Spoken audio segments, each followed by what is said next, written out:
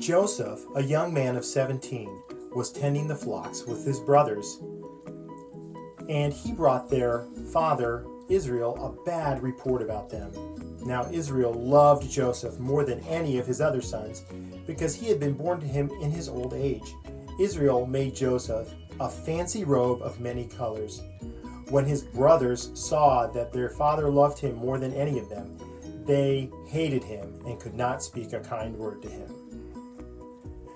Joseph had a dream, and when he told it to his brothers, they hated him all the more. He said to them, "Listen to this dream I had. We were binding sheaves of grain out in the field, when suddenly my sheaf rose and stood upright, while your sheaves gathered round mine and bowed down to it." His brothers said to him, "Do you intend to reign over us? Will you actually rule us?" And they hated him all the more because of his dream and what he had said. Then he had another dream, and he told it to his brothers. "Listen," he said, "I had another dream, and this time the sun and moon and 11 stars were bowing to me." When he told his father as well as his brothers, his father rebuked him and said, "What is this dream you had? Will your mother and I and your brothers actually come and bow down to the ground before you?" His brothers were jealous of him, but his father kept the matter in mind. Hey Carl, I'm glad to be back here with you. Man, that story about Joseph was kind of crazy. He and his brothers did not get along. No, they did not. Do you ever have any trouble getting along with your brothers or sisters? No, because I don't have any. Oh, so you're like a lone Well, wolf. actually, he's a lone coyote. I mean, you know what I mean? Yeah, Adam, can I tell you something, bud? Adam, hey, listen, lone wolf is just an expression. Like you could say, hey, he's a lone wolf about a dog or a cat even. Or you could even say it about a cow. So it just means something that likes to be by itself or that is by itself, okay? And don't interrupt so much. Okay.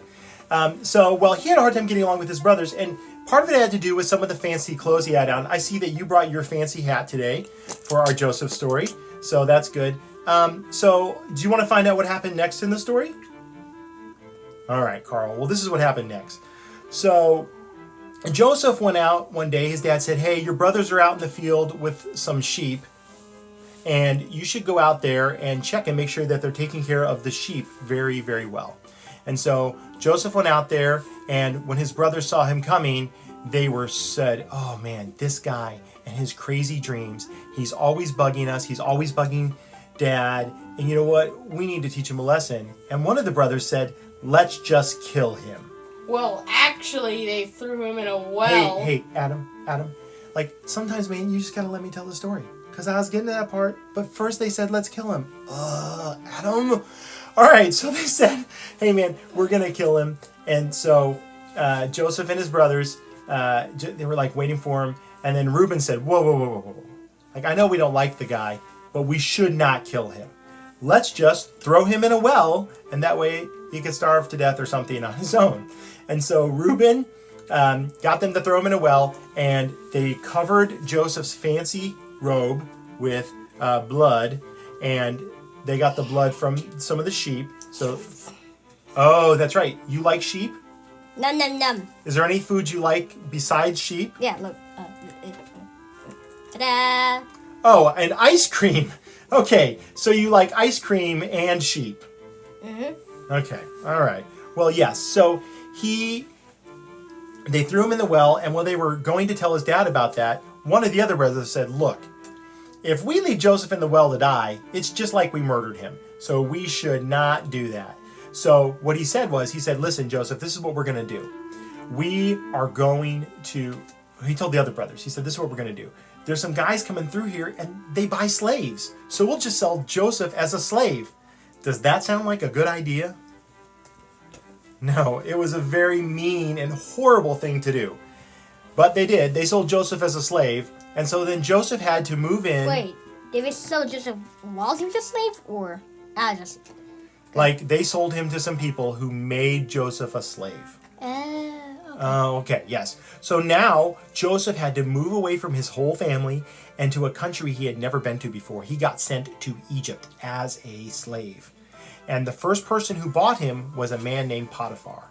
Now, Potiphar was a wealthy and influential man in Egypt. And guess what? Joseph worked really... Do you think he did a good job or a bad job? He did a decent job.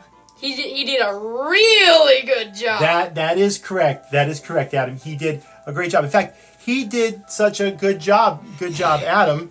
He did such a good job for Potiphar. Oh gosh, Carl, settle down. He did such a good job for Potiphar that Potiphar put him in charge of the whole house. The only person that was in charge of the house above Joseph was Potiphar. Potiphar said, "Just run the house." And Joseph was so good at running stuff that guess what happened? Potiphar made a lot of money. So Potiphar was really happy. But guess what? Potiphar's wife saw Joseph and she wanted Joseph to commit a sin with her. Do you know what sin it was? Well, I'll give you a hint. Actually, I know. It was sin number 23. Well, actually, it was you shall not commit adultery. That is correct. She wanted him to commit adultery. And that the Bible says that when people are married that they should always be faithful to each other. Well, guess what? In this situation, she wanted to be unfaithful to her husband with Joseph. Well, Joseph said no. He said, "I'm not going to do that. Potiphar's trusted me with everything. Why would I betray his trust?" Wow. Joseph was a slave and he was still trying to do a great job. Guess what happened? She went and lied about Joseph. She told Potiphar that Joseph attacked her. And guess what? No, that's a different kind of attacking. But she told Potiphar that Joseph attacked her. And Joseph got thrown into prison. How long do you think Joseph stayed in prison? 23 hours. Well, actually...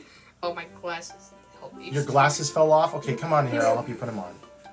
Too Actually, big. what were you going to tell us about prison? Actually, he was... No one really knows how long he was thrown in prison. But it was probably a long time, right? Yes, probably. Okay. Why don't Help you me. just... Yeah, see? The That- glasses. No. All right, You'll see have if to you say can fix bye-bye. them. See if you can fix them. Fix them next time. Oh my goodness. Well, maybe Adam just doesn't need to see for the rest of this video. It probably worked. Would that work for you, Carl? What?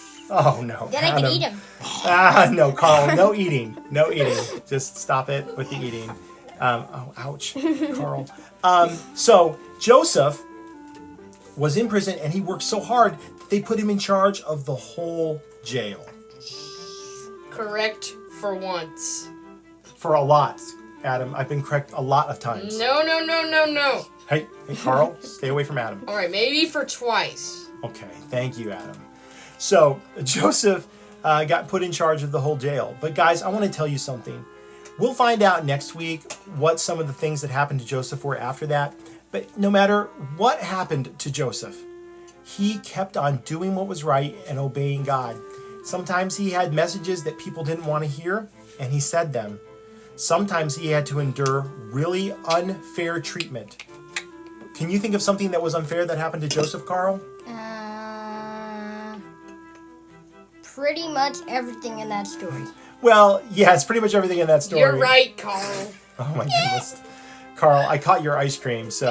no, you can have it later, Yeah, okay. Carl. Okay. So, That's fair. Joseph pretty much had a lot of things happen to him. Now, some of the things, maybe the way he said things, maybe made things worse, but Joseph did only say the truth about stuff.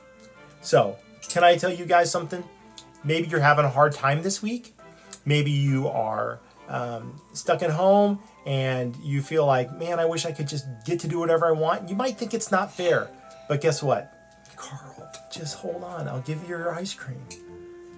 God has promised that he will take care of us. If we just keep following him and trusting in him, he will work things out in the end. The Bible says in Romans 8:28, and we know that in all things, God works for the good of those who love him, who have been called according to his purpose. So, Carl, I want you to know something. Don't touch Carl's ice cream. I want you to know something, Carl. I want you to know that even when things are unfair, You get ice cream. even when things are unfair, God has a plan to help you in the end. So we'll find out what happened. Joseph continued to trust God, and good stuff happened to him. So we'll find out next week. Thank you guys so much for joining us. Keep praying that God will help you and your family.